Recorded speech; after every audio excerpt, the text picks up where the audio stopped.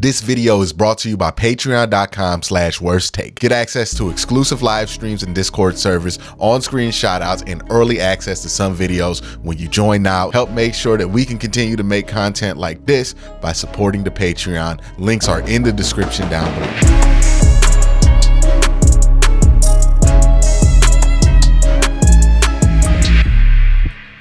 Hey, so the Cavs got a huge win. They got their 45th win. And the reason why that's a big deal is because last year they stalled out, right? Jared Allen got hurt. A bunch of people got hurt. And then they never really won at the same level that they were before the All-Star break. And they ended up on pace to win like more than 50 games at the All-Star break, but ultimately only won like 44. This year, the Cavs are having similar issues, right? Donovan Mitchell in and out the lineup a lot because he's hurt. Ricky Rubio still not playing in back-to-backs. Darius Garland has missed a couple of games in this stretch. Jared Allen has not played in a while because of an eye injury that he has had. But instead of folding like last year's team did, and they absolutely folded. They were like the 3 seed. They fell all the way to the play-in tournament and then fell all the way out the play-in tournament. Instead of folding like last year, it seems like this year's team is going to hold strong. The reason that is, I think is important to mention, because this is not just, oh, the schedule's weaker than it was last year. The schedule was weak last year. We were losing to teams like the Washington Wizards last year when Jared Allen wasn't in there and just chalking up to, oh, Jared's not in there, so Kyle Kuzma gets to shoot 85% from three. This year's different. Evan Mobley is scoring 20 and 8 when Jared Allen isn't in there.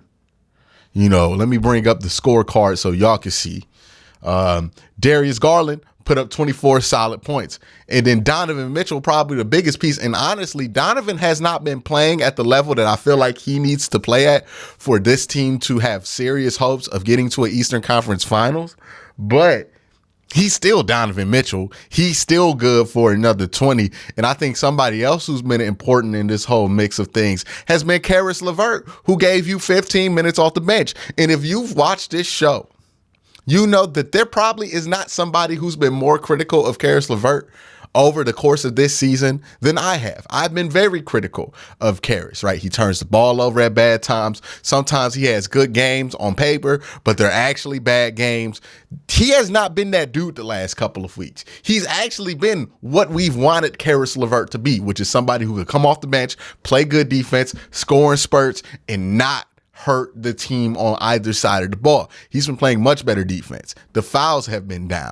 The penalties have been down. The turnovers have been down.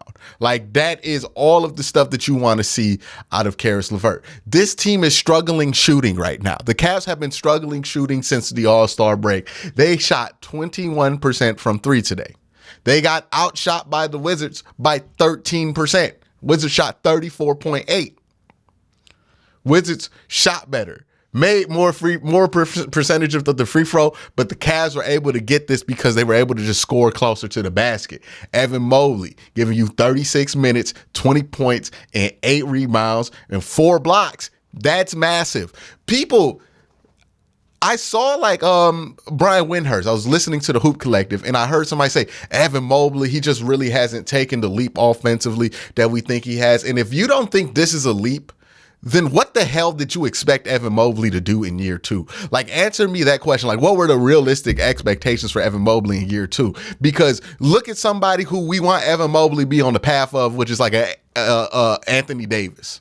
He's doing what Anthony Davis did his second year, when Anthony Davis had 20 and 10 and he was an all-star. This is what Evan Mobley does whenever he gets 15 to 16 shots, like Anthony Davis was getting on average with the Pelicans. Evan Mobley does it. But now that he's doing it, he's been doing it consistently. Whenever you give him the 15 shots, everybody's so fixated on being lazy about what they see in the stat sheet, they don't even look at the shot attempts. Like, if you're going to be a stat sheet reader, look at the shot attempts and tell me, oh, okay, well, there's something here that's telling me that he's just not getting enough shots, because unlike Anthony Davis, this dude is in an offense that has 3-4 other options.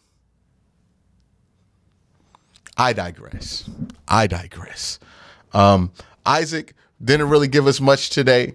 Lamar Stevens gave us 9 and 4, so solid work there. And then off the bench, was there anybody else? Ricky Rubio had a solid 8-point game.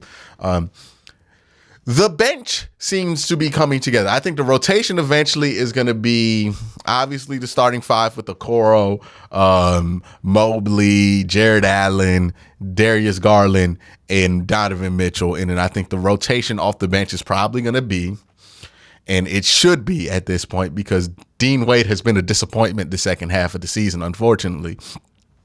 The rotation should be Lamar Stevens, Karis Levert, Ricky Rubio. Not in that order, but those are the 3 guys who are going to be getting significant minutes in the playoffs. Maybe there's going to be a series where Danny Green gets minutes. Maybe there's going to be a series where Cedi Osman gets minutes. Maybe there'll be a game where Diakite gets some minutes or something like that. But that's going to be what the rotation is. I think that's what they're going to settle in at. And I think that's ultimately the right decision to make here. Now, again, beating the Wizards, that's not going to move anybody. Nobody thinks the Cavs aren't good enough to beat the Wizards, right? You should beat the Wizards. That's not a surprise. But if you look at the upcoming schedule, you're going into a big stretch here. You're playing Brooklyn 2 times back to back. That's important, because if you get Brooklyn 2 games on you, all of a sudden that race gets much closer. It should not. Distance yourself from Brooklyn, and then you have an opportunity to close the gap. Well, to distance yourself from New York, right? So you play Brooklyn 2 times in Brooklyn, win those 2 games, and hopefully Jared Allen is back. You win those 2 games. Not only do you send a statement if you play them in the playoffs, but also you distance yourself away from it to solidify your home court advantage. Houston, come on now. At home, come on. I don't care. That's not even a back-to-back. We get days off. You got to beat Houston, and you got to beat them by at least 20. Like, point blank, period. Don't play around. At Atlanta, let's get that one. Let's get that one back. They embarrassed us the last time we played Atlanta. Let's get that one back. New York, again, you got to win that one. Keep your distance from the New York Knicks so you can solidify home court. And then Indiana, Orlando, Charlotte. In the last, let's see, 1, 2, 3, 4, 5, 6, 7, 8, 9 games. I see no reason why the Cavs can't win all 9 of those games.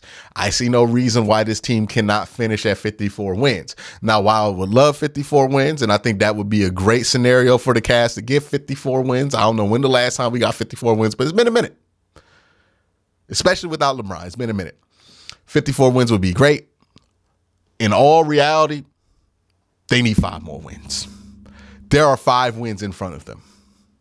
There's no reason they shouldn't be able to get 5 wins. I think they played their last back-to-back, and they're on at least 3 days rest for the rest of the season, right? They play on a Tuesday, then they play on a Thursday, then they play on a Sunday, then they play on a Tuesday, then they play on a Friday, then they play on a Sunday, then they play on a Tuesday, then they play on a Thursday, then they play on a Sunday.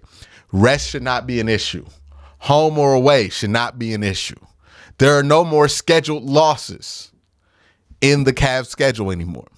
You have rest. You have easier opponents. All opponents, none of these opponents you play rank higher than you in the playoffs right now. You are better than every team that you're playing. Finish strong. Get this shooting slump under control, right? Whatever Donovan got going on, Donovan's got to get healthy, right?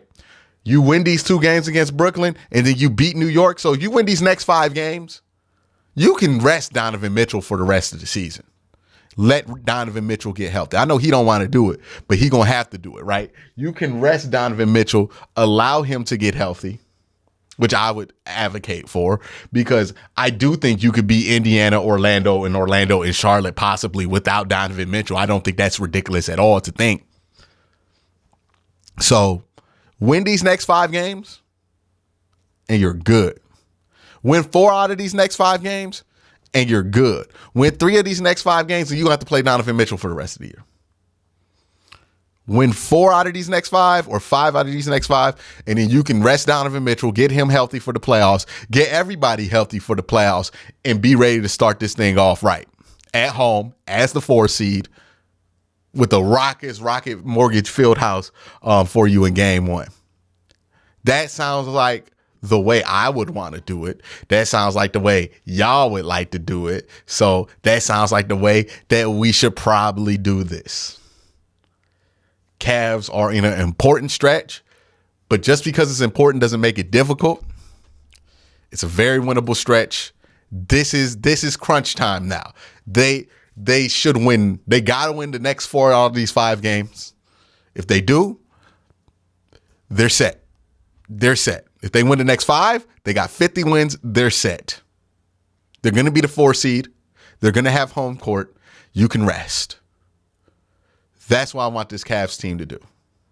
These next 5 games are the most important 5 games of the rest of the season, and they're all winnable. So win them. That's my thoughts. Let me know your thoughts in the comment section below. Y'all have a great day. Have a good night.